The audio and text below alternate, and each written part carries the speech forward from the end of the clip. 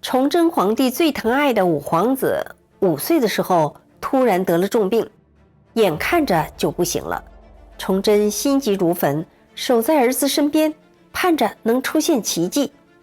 本来一直昏迷的小皇子突然醒了，睁开眼说了一句话，让崇祯大吃一惊。他说：父皇，九莲菩萨说您对待外戚太刻薄，所以几个孩子都会夭折的。话音刚落，这孩子就撒手人寰了。崇祯抱着夭折的小皇子，悲痛的泪如雨下。小皇子口中的九莲菩萨究竟是何方神圣？临死前怎么说出如此骇人听闻的预言呢？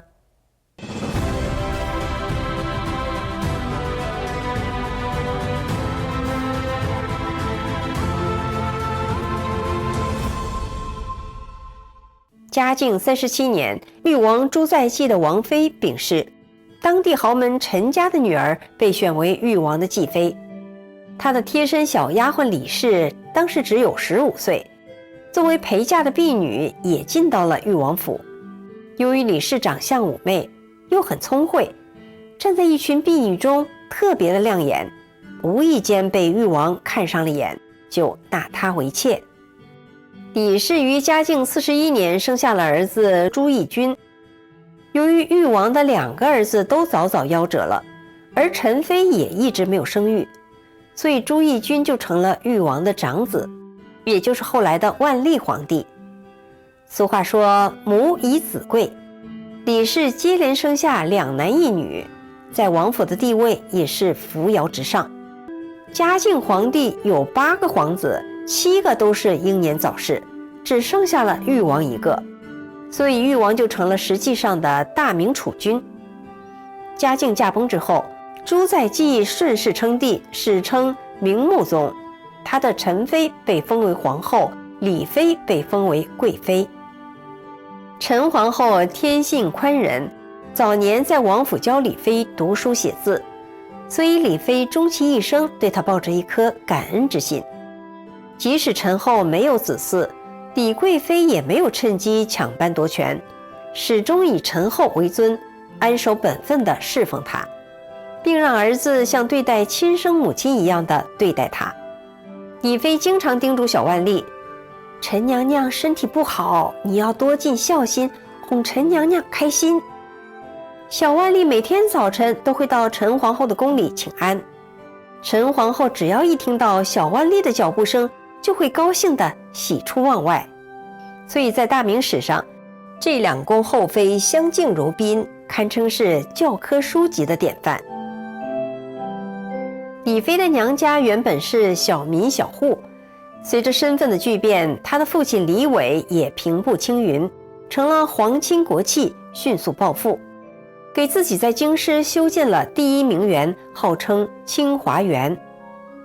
时间一久，李伟在宫外闯祸的事儿就越来越多，闲言碎语传得越来越广。李妃把父亲招进宫里，义正言辞、情真意切地劝说父亲勿要为非作歹。你要再这样下去，即便你是皇亲国戚，我也不会宽恕你。明史记载，后姓严明，李妃在宫中恪守本分，从来不纵容娘家人在外胡作非为。隆庆6年，朱在济驾崩，9岁的小万历登基称帝。小皇帝毕竟还是个孩子，平时很爱贪玩，李太后看在眼里，不敢放松对儿子的教育，对他的要求很严格。每天天没亮就催小皇帝起床，洗漱后去读书，或让太监拉着他登上辇车参加朝会。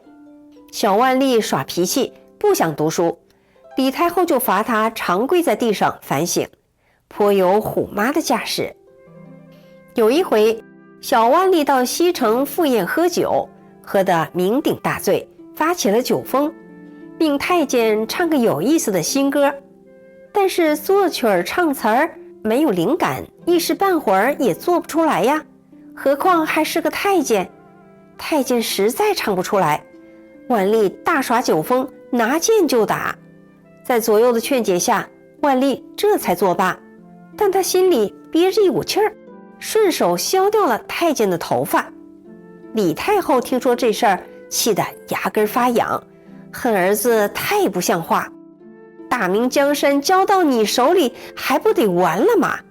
李太后大怒，罚他跪在地上，让他一条一条的反省，哪儿做错了？别以为做了天子就没人管得了你。万历生长在深宫，身边接触的人不是宫女就是太监，很容易受到影响。有一回，他带着太监孙海等人出游的时候，行为轻浮不检点。李太后听了很恼火，把儿子叫过来训斥他，别以为大明天下的宝座只有你一个人可以坐，并拿出汉朝霍光罢黜昌邑王的事吓唬他。帝师张居正奉李太后之命，代他写了罪己诏，言辞非常犀利，用来警惕小皇帝。这件事儿让万历认为颜面尽失，简直无地自容。有一次，万历读儒学经典《论语》时，误将色薄如也的薄字读作背音，张居正当场大喝一声，当作薄字。由于声音太大，吓得万历惊慌失措，在场的其他大臣也都感到很吃惊。李太后是少有的精明强干之人，小万历年幼不能亲自主政，他便代理朝政，重用张居正与冯保等人。所以万历皇帝前期在母后和帝师的严管之下，使大明出现了万历中兴，李太后可是功不可没。自从万历大婚后，儿子都已经娶媳妇了，李太后也就不好再像原来一样事事干涉了，便迁居到慈宁宫，每日诵经礼佛，读书习画。万历皇帝每天进宫给母后请安，倒也是个孝子。原本风平浪静的过日子，没想到万历那边又出了幺蛾子。万历曾一时兴起灵性的宫女王氏，于万历10年生下皇长子朱常洛，这是李太后迎来的第一个皇孙。只是谁也没有想到，因为这件事儿在朝中掀起了一场国本之争。为什么呢？因为万历皇帝特别宠爱郑贵妃，想册立他生的三皇子朱常洵为太子，认为王氏只是个卑贱的宫女，他生的儿子没有资格立为太子。但是大臣不理这茬，不管哪个妃子生的，不都是你万历的儿子吗？所以万历14年，群臣上奏请求册立皇长子朱常洛为太子。万历找了一个借口，说皇儿年幼体弱，总而言之就是不立太子。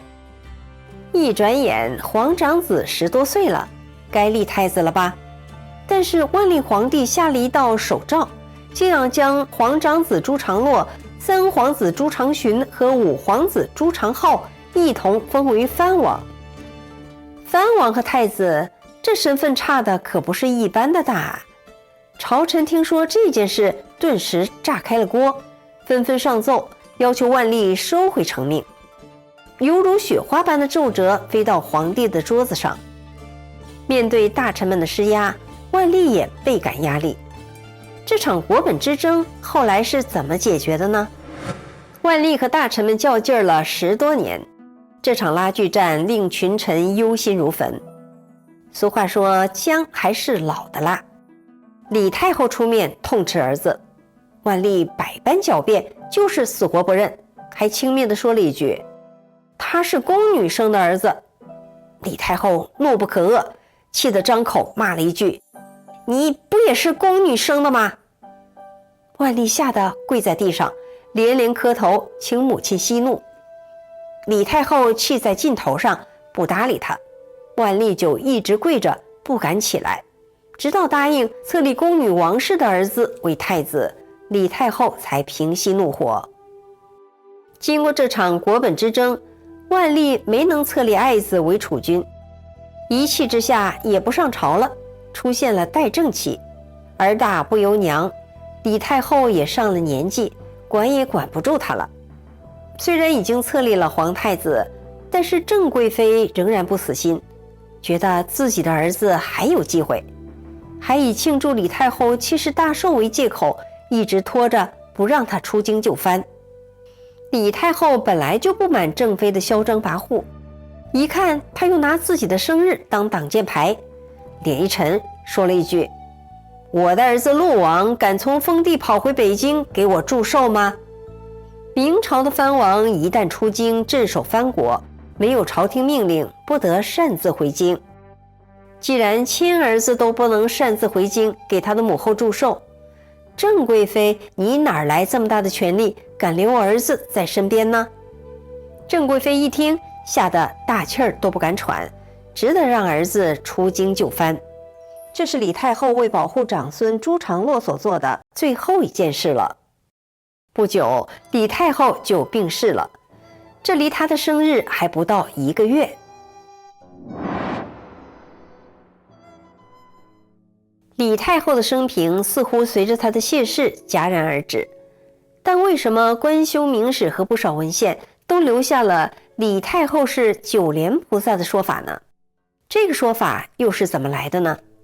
明朝末代皇帝崇祯和田贵妃所育的五皇子是2个人的掌上明珠，但是小皇子5岁的时候因为出痘，眼看着就要奄奄一息了，崇祯和田妃2人忧心如焚。这天夜里，崇祯探视皇儿，在田妃宫里就寝。夜里，崇祯做了一个梦，看见一位女神坐在金色的大莲花上，出现在半空，服饰装扮就像人间画像上的白衣大士一样，手结罗髻，身披璎珞，身边还有9朵硕大的莲花，整个场面看起来庄严殊胜。崇祯是人间的皇帝，对天外的神仙知之甚少，所以站在原地发愣，不知道是哪位女神降临。那位女神手里拿着玉如意，说：孩子，你不知道吗？我是你的祖母李太后啊，生前居住在大内皇宫，因我一心向佛，竭力行善，上天授予我菩提果，赐名号九莲菩萨。那菩萨为什么要让崇祯的儿子们早夭呢？原来崇祯对待外戚太刻薄，打着借军饷的名号，把李太后家族的那点家产都给剥夺了，曾孙子也给活活吓死了，还把李太后的族人关进了大狱。菩萨让他忏悔反省，刊印佛经，以弥补过错。他的话音刚落，顿时天乐大作。崇祯一下从梦里惊醒，赶紧唤醒田妃，把菩萨的话说了一遍。田妃听了痛彻心扉。崇祯跑过去看孩子，于是就出现了我们节目一开始的画面。五皇子说了一句话就夭折了。尽管崇祯已从梦里得到了警示，只是没想到会来得这么突然，他和田妃都悲痛地哭了起来。有人说了，这只是民间传闻，不足为信。然而在官修明史中却有明确的记载，九莲菩萨者，神宗母孝定李太后也。李太后生性善良，又一心行善礼佛，感动了神明。九莲菩萨数次入梦，传授李太后经书。李太后醒来之后，将菩萨授予的经书一字不落地写了下来，收入大藏经典中。李太后派人修建了慈寿寺，凭着梦中的记忆，令人用金箔塑造了九莲菩萨像，供奉在寺院中。后来又修建了九莲阁，里面安置着一尊菩萨像，菩萨身坐凤凰，庄严无比。从万历元年起，皇姑寺铸造大中，由李太后参与铸建的佛寺非常多。明代万历20年，李太后下令敕建长春寺，寺内一直保存着一幅九莲菩萨像。今日北京长春街也因李太后所建的长春寺而得名。所以在民间出现了2个传说，一是说李太后是菩萨转世，另一个是说李太后行善不倦，得到了菩萨果位，天赐她9莲菩萨的称号。李太后究竟是否是菩萨转世呢？欢迎您在留言区发表见解。感谢您收看《文史大观园》，我是雪莉，我们下次节目再见。